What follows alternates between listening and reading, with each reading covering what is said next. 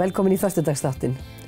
Við ætlum að fá marga góða gesti í sófann til okkar í dag, en fyrst komin til mín Valdís Jónsdóttir, doktor í talmeinafræði. Hjartanlega velkomin. Takk fyrir. Þú ert búin að stúdera röddina í ansi langan tíma. Já, eins og sést að þá er ég nokkuð gömul og ég er búin að vinna lengi í þessu. Ég er búin að vera talmeinafræðingur í 45 ár. Já. Og það alltaf nóg að gera. Það aldrei hægt að lækna þjóðina almennilega í eitt skipti fyrir öll. Nei, þetta bara verkefni. Þetta versnar heldur en hitt. Og þetta versnar heldur? Já, þú sjáum þá PISA niðurstöðum til að mynda. Ertu með einhverja kenningar hvað veldur? Já, ég er með það. Það sem að mér sýnist vera valda, það er að við ætlum börnum að þola það sem við þolum ekki sjálf. Það er að segja hávaði og við ætlum börnum að geta lært í hávaða. Má ekki bjóða þeir að fara inn í leikskóla og fara að læra þar með einbeitingu og hlustun og annað. Já. Sko þetta er einhver mikilvægasta menntastofnun sem við eigum, það er leikskóli, þarna er lagður grunnurinn að máli og þarna er sem sagt lagt undirstaðan fyrir frekara nám. Og þar vilt þú meina að sé dálítið mikill hávaði og það er bara búið að mæla það? Mælist, já, en að mínu viti að þá er nú ekki verið að gera það alveg á þann hátt sem ég vildi sjá það vegna þess að við erum að tala erilshávaða sem að hver einasta mannvera býr til, persónlega. Með sínu bauki og bráni bara? Já, við vitum ekkert hvað skeiður hérna næstu mínútur, það getur eitthvað gerst, það kom svona hávaði. En það þarf að, hann sko er óvæntur þessi hávaði og hann getur rokið upp og hann getur líka orðið alveg á þögn, sem sagt. Við getum talað hávaði verið á þögn. En það sem er sko mælt, það er svokallaður bakgrunnshávaði sem er stöðugur hávaði. Og það er svona eins og verksmiðjurnar eru með og annað í þeim dúr. Það er sem kemur frá tækjum og tólum og er bara hægt að kortleggja. Það sveiflast ekkert eins mikið? Nei. En það er þessi hávaði sem að sveiflast til og svo búum við til eitthvað meðaltal og þú getur ímyndaðar ef við setjum annan fótinn í heitt vatn og hinn í kalt vatn og segjum þetta er bara ylvolgt. Já, þetta er bara notalegt. Þannig við í raun og veru samkvæmt lögum erum ekki að brjóta lög. Annað líka sem að ég er mjög hugsi yfir er að það er engin löggjöf varðandi skóla eða skólaumhverfi vegna þess að, þetta er nefnilega vinnustaður tveggja hópa sem eiga undir sikkurt ráðuneytið út í það farið. Annars vegar eru kennararnir og þar er það vinnueftirlitið með sinn staðal fyrir fullorðna, ekki satt? Og svo er það heilbrigðiseftirlitið sem á að sjá börnin. Og svo til þess að eiginlega kórun og þetta allt saman að þá er staðallinn sem að vinnueftirlitið notar, hann er náttúrulega miðaður við fullorðið fólk, ekki satt? 18 ára plús eða hvað það er nú. En þá þýðir ekkert fyrir heilbrigðiseftirlitið að fara að apa þennan staðal eftir fyrir börn.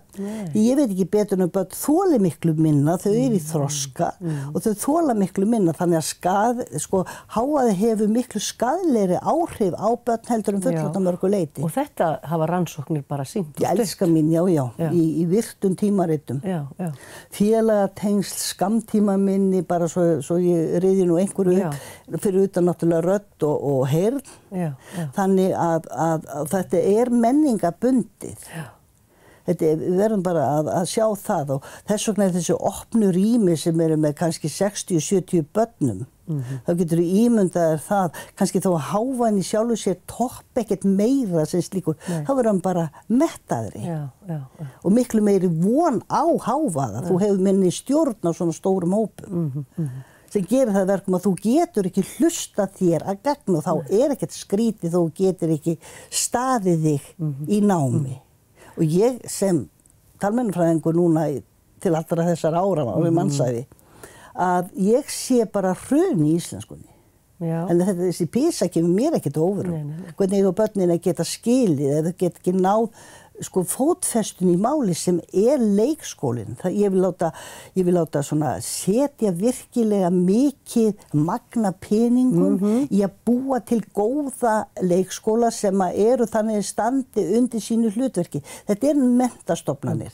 Þetta ekki bara leikskólar. Ég ber mikla virðingu fyrir leikskólakennurum og ég ber mikla virðingu fyrir leikskólum og ég vil sjá það sem menningastofnun og uppeldisstofnun. Það ekki hægt í þessum hávaða. En til ráða, hvað væri hægt að gera? Bara minnka? Fræða. Já. Sko, ef ég spyr þig, hvað veistu rödd, María? Hvað veistu hvað það sem framleiðir? Já, nákvæmlega. Sko, þetta vantar inn í menntakerfið. Það að fræða fólk þetta mikilvæga atvinnutæki því hvorki þú eða ég værum hérna ef að röddin væri ekki fyrir hendi. En þarna líkamsstarfsemi á bakvið, þannig það miklu næra við tölum til dæmis raddfæra bólgur eða talfæra bólgur heldur við að tala að röddin bili. Röddin getur bilað en þetta hljóð, skilurðu, og við lögum ekki hljóð. Við lögum það sem að býr til hljóðið. Þannig að það líka mikil ábyrgð að leyfa börnum að öskra mikið vegna þess að þarna eru bara raddböndin í stóri hættu. En það ekki þetta að gera í þessum máli meðan fólk veit ekki. Þess vegna skrifa ég þessa bók fyrir jólin þar sem ég að reyna að uppfræða bæði leikskólakennara og börn hvað getur gerst ef að farið að öskra ótæpilega og þau skilja ekkert að hverju þau nota einhverja innirödd og að hverju með þá bara öskra út og annað í þeim dúr. Þau þurfa að skilja hvers vegna þau eiga að hafa lægra. Já. Og þessi bók sem kom út fyrir jólin, hún heitir hvað? Töfratapparnir, já. Og þar ertu svona, þetta þá bók kannski hugsuð fyrir leikskólakennara eða börn? Já, hún bara fyrir foreldra og leikskólakennara og ekki síst börnin sjálf. Þetta léttlestra bók og svo bjó ég til aðra útgáfu sem ég vildi gjarna að leikskólarnir myndu ná sér í vegna þess að þar erum við með eða þar ég með reyndar svona leiðbeiningahefti, hvernig hægt að ræða þetta og hvernig hægt að ræða við börnin og sem sagt útvíkka þetta. Ítarefni eins og heitir á nútíma íslensku.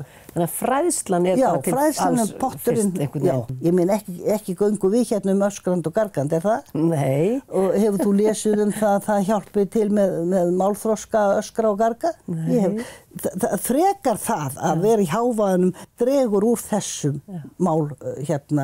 þroska sem við getum sagt. Vegna þess að börnin að byggja bara upp bæði máli náttúrulega en ekki síst talhljóðin og annað og ef þau get ekki heyrt og þá náttúrulega byggja þau ekki þetta upp. Og ef þau get ekki byggt þetta upp, þá get þau ekki lesið til gagns. Þannig að þar líka verið með ranga áherslu svolítið finnst mér að vera alltaf að auka lestur ef þau hafa ekki þennan grunn til þess að geta lesið. Skapa þessi aðstæður og næði. Nákvæmlega, byggja þetta upp. Þess vegna leikskólinn einhver mikilvægasta stofnun sem til menntastofnun sem til Þetta eru frábær lokaorð. Takk kærlega fyrir að koma, Valdís Jónsdóttir. Takk fyrir mig. Takk fyrir að gangið vel. Takk fyrir.